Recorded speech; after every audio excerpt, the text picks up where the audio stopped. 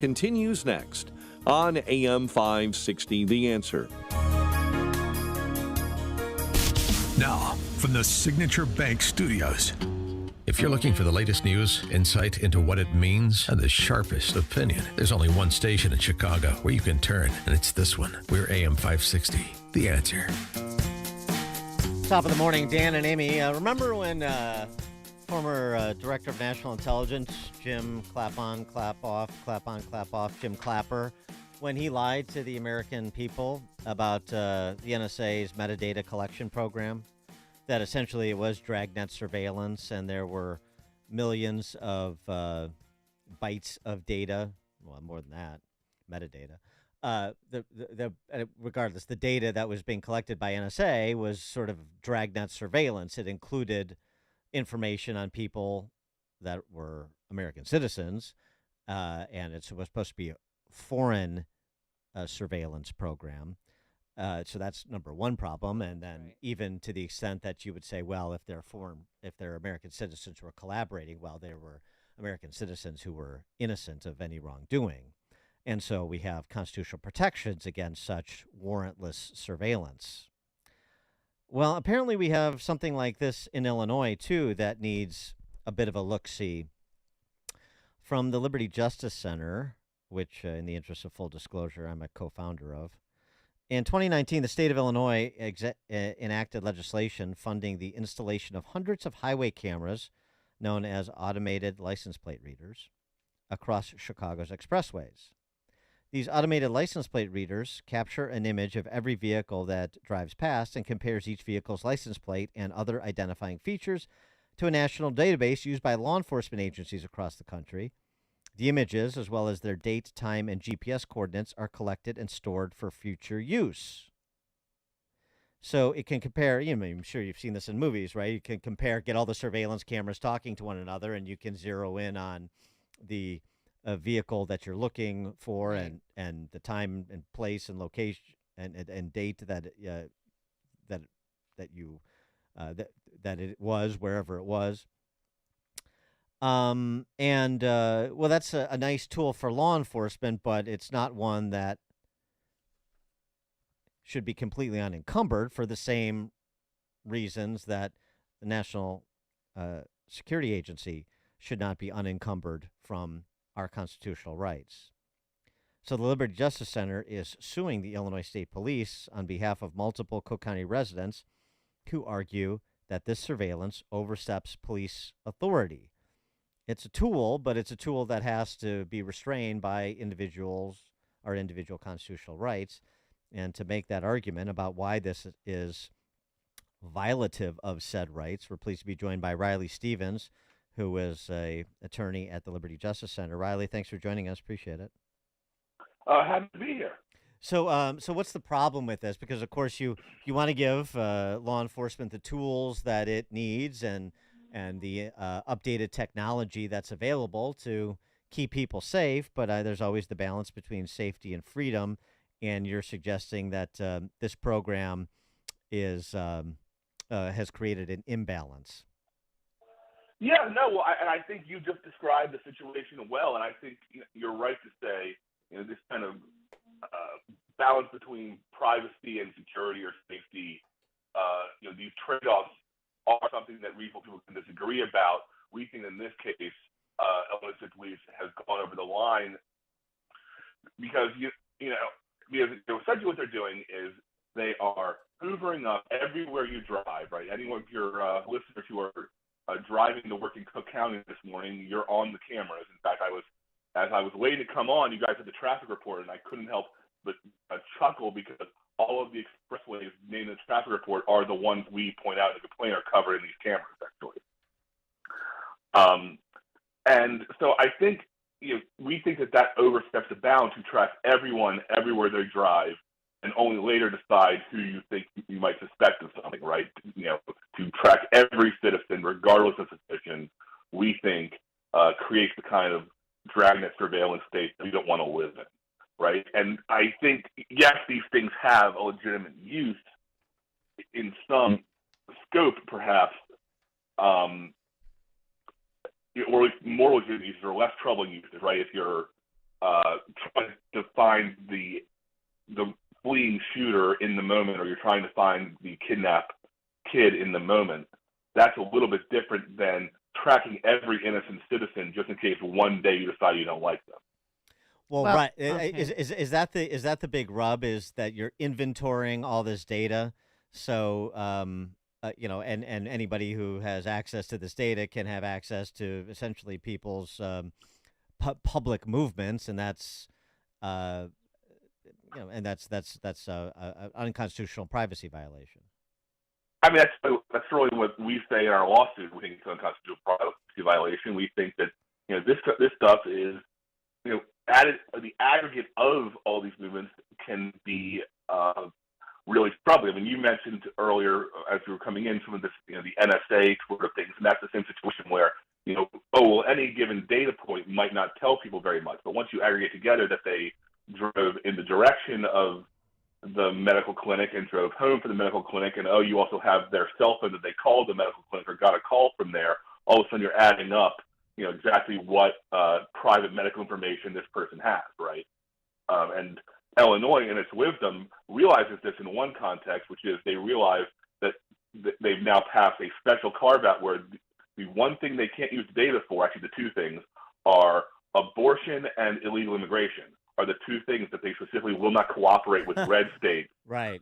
On those issues. Those privacy concerns, which you could understand, the woman driving in from Indiana looking for an abortion is going to get picked up on these cameras.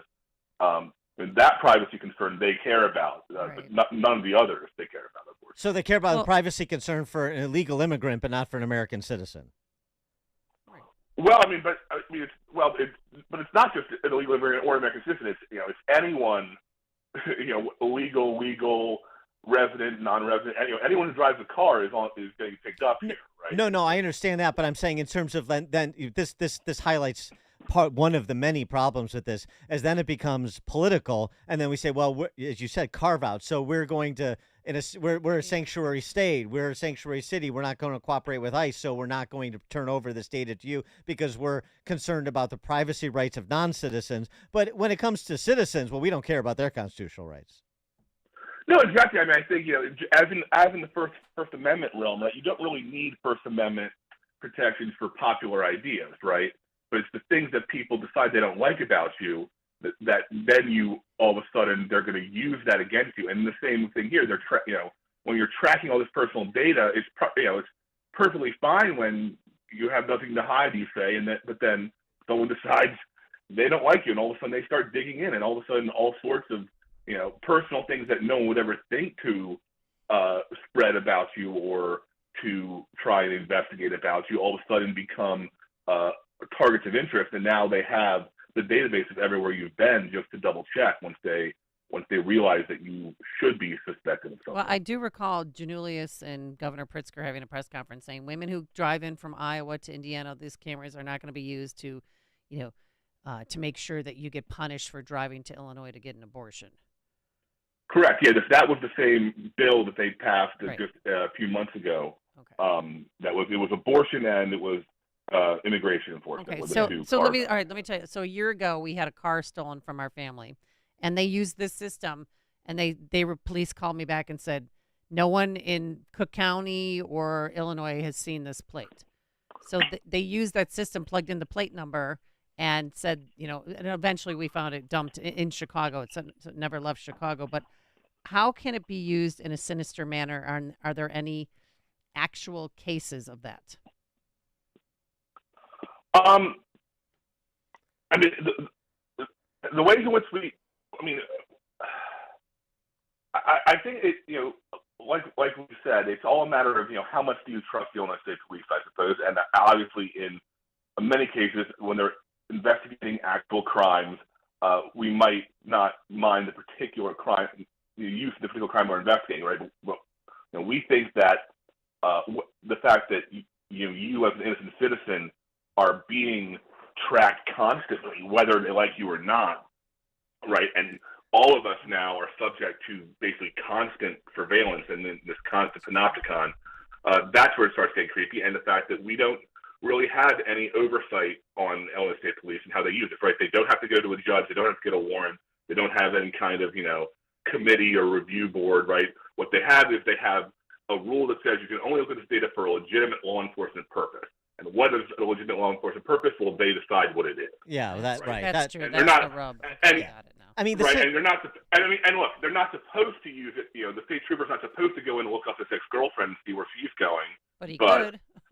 There's no judge you have to go to ask permission to look. Yeah, and it's and by the way, with all deference to law enforcement, it's not like the Illinois State Police has not been, a repository of instances of corruption, just like every other state agency in Illinois. But here's the thing. I mean, the example you gave, finding your stolen car. Well, you're authorizing the look-see for your stolen car. Right. That's completely different. With this dragnet surveillance, which is a good way to describe it. The point here is, if you want to zero in on somebody, then go get a judge to give you a warrant.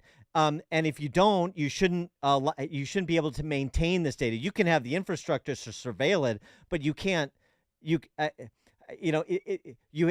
to. And if you can't get the all of the information you would otherwise get if you were retaining it in perpetuity, well, that's the balance you strike when you to make law enforcement have to be more surgical with respect to their surveillance, their preemptory surveillance of people. I mean, that seems to me the solution, right? Yeah, well, I think I think you're right, and I think as we say, with striking the balance, we could solve a whole lot of crimes if we just put a camera in every single room of your house. Yeah, right. We could solve a lot of domestic violence. We could solve a lot of drug use, a lot of other really nasty stuff. We could catch people. I think we all understand that we don't want the government into our lives that intimately, and so reasonable people can decide where the line should be drawn. But we have to, in a free society, you have to have some scope of your life that is not under constant watch by the government, I think, in order to function. Yeah, no, exactly. No, that's exactly right. Has there been other litigation on these automated license plate readers? There are a few cases around the country, not much. I mean, most of the cases, if you go look at them, are criminal cases. What happens is, the Massachusetts Supreme Court, for instance, had a case, and they had the guy driving, I think it was Martha's Vineyard or Nantucket or one of these places. He was driving over the bridge and back, and that's how they ID'd him. But the Supreme Court said, well, we only have the one camera here in the record of the case, so we don't really know if there's all these other cameras. And that could be troubling, but all we know here is this got specific to this guy. And so what we said was, well, okay, let's try this as a civil case where we can try and get in the full scope of the dragnet, as it were. And so that's our attempt at innovation here, essentially, is to build the kind of record that these criminal cases generally have not been able to build. And so the relief you seek is in joining the implementation of these automatic license plate readers until and unless the General Assembly crafts some legislation that strikes a balance that isn't currently being struck, that has the oversight that currently is not present? Yeah, no, I think essentially what we're saying is you have to, if you're going to have anything like this, it has to be subject to Fourth Amendment standards. It has to be subject to warrants and judges and these kinds of protections and restrictions. And I think there's a few permutations of exactly what processes you could have there. But ultimately, it's not just trusting the honor and respectability of the Illinois State Police. He is Reilly Stevens. He's a lawyer at Liberty Justice Center. The case is Scholl, Scholl, Scholl versus Illinois State Police. Get more information at libertyjusticecenter.org. That's libertyjusticecenter.org. Reilly Stevens, thanks for joining us. Appreciate it. Happy to be here. Thank you so much. And he joined us on our turnkey.pro answer line. It's like a hot, steaming cup of information to start your day. It's Chicago's Morning Answer on AM 560. The Answer.